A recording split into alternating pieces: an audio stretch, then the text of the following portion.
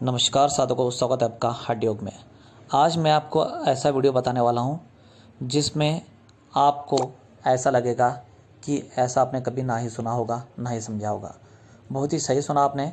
जी हाँ, एक ऐसा आपको प्राणायाम बताने वाला हूं जिससे उस साधक की जरा मृत्यु का नाश होकर कुंडलिनी शक्ति जागृत हो जाएगी। जी हाँ, कुंडलिनी शक्ति जागृत करने के लिए एक सबसे गुप्त रहस्यमय शक्तिशाली प्राणायाम मैं आपको बताने वाला हूं, जो अत्यंत प्राचीन है। भारत का जो प्राचीन रहस्यमय योग है उसमें से यहाँ एक प्राणायाम है, जो एक रत्न जड़ित हम प्राणायाम ऐसा कह सकते हैं।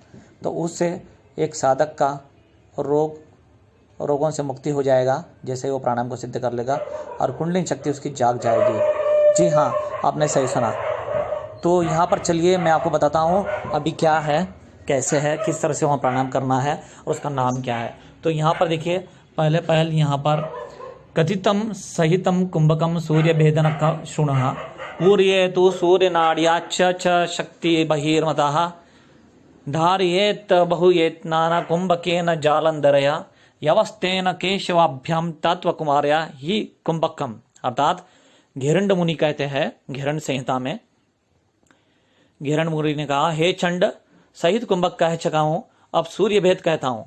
सुनो, पहले जलंधर बंध से दक्षिण नासिका से वायु भरे। दक्षिण यानी यहां पर आपको समझ में आया होगा, वाम और दक्षिण सीधे नाक से अति यत्न से कुंभक करके इसे धारण करे, यानी कि अंदर ही रोकना है।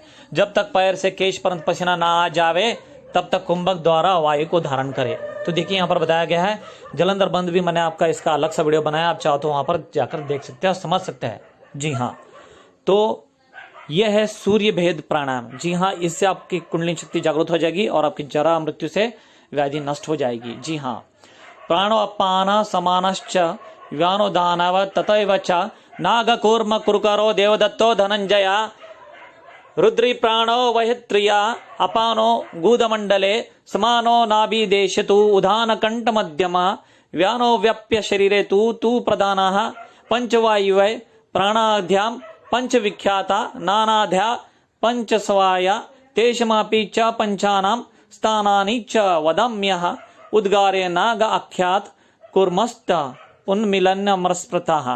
यहाँ पर देखिए बताया गया है प्राण अपान या प्राण के कितने प्रकार है और उनसे यानी कि हम इस सूर्य भेद प्राणायाम से उनको कैसे बस में कर सकते हैं और कैसे सिद्धि को प्राप्त करके कुंडलिनी शक्ति जागृत कर सकते हैं और अपनी हर रोग मुक्ति भय मृत्यु से पार जा सकते हैं।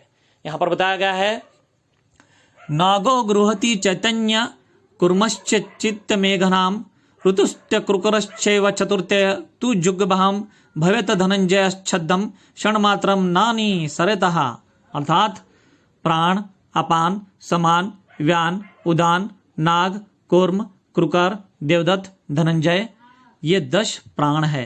हृदय में प्राण, गुदा में अपान, नाभि में समान, कंठ में उदान, सारे शरीर में व्यान, ये 5 प्राण प्रसिद्ध है।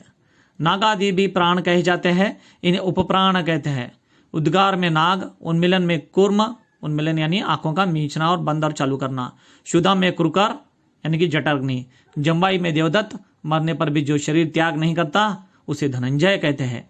नाग से चेतनता, कुर्म से निमेशता, शुदा तृषा, कृकर से देवदत्त से जम्बाई, धनंजय से शब्द होता है। यदि क्षण मात्र भी वहां ना निकले तो उदान, सारे शरीर में व्यान, ये 5 प्राण प्रसिद्ध है न।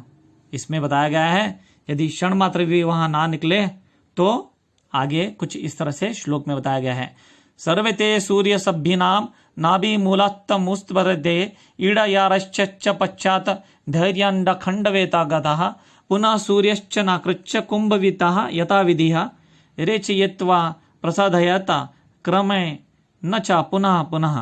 यहाँ पर बताया गया है कि प्राण क्या क्या है, 10 प्रकार के प्राण, 5 प्रकार के प्राण, 5 प्रकार के उपप्राण, उनके क्या क्या कहाँ कहाँ होती है, शरीर में व्याप्त कहाँ कहाँ होता है, और सूर्य भेद प्राणायाम कैसा है, इसे कैसे करना चाहिए, यहाँ पर वो भी बताया गया विस्तार से, जिससे एक साधक कुंडलिनी शक्ति जागृत करके उसके सभी रोगों से मुक्त होकर वहाँ मोक्ष और मुक्ति को प्राप्त कर लेगा।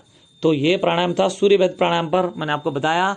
यहाँ पर आगे बताया गया है, कुंभ का सूर्य भेदश्च जरा मृत्यु विनाशका बोधयतः कुंडलिनी शक्ति देहानला विवर्धनम इति ते कथितम चंडम सूर्य भेदना मोत्तमम। अर्थात कुंभक करते समय उक्त प्राणादि वायुओं को पिंगला नाड़ी से विभिन्न कर नाभि मूल देश से समान वायु को उठावे, फिर धैर्य पूर्वक वाम नासा से रेचन करे, पुनः दक्षिण नासापुट से वायु भर सुषुप्ना से कुंभक कर वाम नासा से रेचन करे, बारंबार इसे करे। इसे ही सूर्यभेद कहते हैं। तो देखिए ये सूर्यभेद का प्राणायाम यहाँ पर विस्तार से बताया गया है। ठीक से समझे, नहीं समझ में आया तो कमेंट्स करे। यह कुंभक जरा मृत्यु को नष्ट करता है, इससे कुंडलिनी शक्ति जागती है और देहस्थ अग्नि उठती है। हे चंड, इस प्रकार सूर्य भेद नामक उत्तम कुंभक तुम्हें बतलाया है, इसे कभी नहीं त्यागना चाहिए और इसे करके वह मुक्त योगी बन जाता है। बस इतना ही था। धन्यवाद।